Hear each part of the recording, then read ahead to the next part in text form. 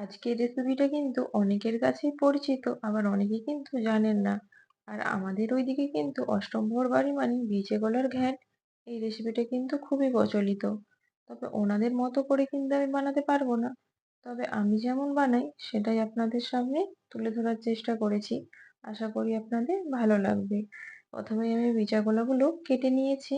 তারপর একটা বেগুন কেটেছি আর একটা আলু। প্রথমেই আমি ভিজা কলা লবণ হলুদ দিয়ে সেদ্ধ করে নিয়েছি। তারপরে একটা মশলা বানিয়ে নিলাম। দিয়েছি আদা পেস্ট, হলুদের গুঁড়ো, জিরের গুঁড়ো, ধনের গুঁড়ো আর দিলাম সামান্য লঙ্কার গুঁড়ো আর দিয়েছি চিনি। একটু সামান্য জল দিয়ে একটা মশলা বানিয়ে নিলাম। এটা একটা সাইডে রেখে দেবো। আর এদিকে এটা সেদ্ধ হয়ে গেছে, এটা আমি জল ঝরিয়ে নেব। ওদিকে ওটা জল ঝরিয়ে নিয়েছি। কড়াই দিলাম সর্ষের তেল, তারপরে আমি ফোড়ন এড করলাম তেজপাতা, শুকনো লঙ্কা, পাঁচ ফোড়ন আর একটু কালো সর্ষে। দেওয়ার পর ফোড়নটা ভাজা হয়ে যাওয়ার পর যে মশলার পেস্টটা বানিয়েছিলাম ওটা দিয়ে দিলাম, দিয়ে ভালো করে কষিয়ে নিতে হবে। দিলাম স্বাদ মতো লবণ আর কাঁচা লঙ্কা কুচি।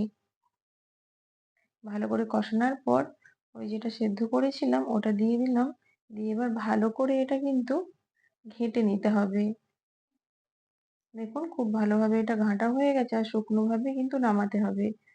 নামিয়ে নেওয়ার পর ওপর থেকে ভাজা জিরে গুঁড়ো আর গরম তেল দিয়ে এটা কিছুক্ষণ ঢেকে রাখবো।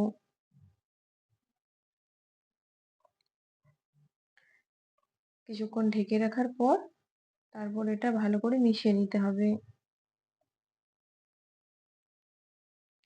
দেখুন রেডি হয়ে গেল বিচা কলার ঘ্যাঁট। আমাকে কমেন্টে জানিয়ে যান এই রেসিপিটা কে কে খেয়েছেন আর কে কে এখনো পর্যন্ত খাননি। আর কেউ যদি না খেয়ে থাকেন আমার রেসিপি থেকে অবশ্যই কিন্তু বানাবেন, খেতে কিন্তু অসাধারণ হয়। আর একটু বেশি বেশি করে শেয়ার করবেন। আজকের মতো এখানেই টাটা।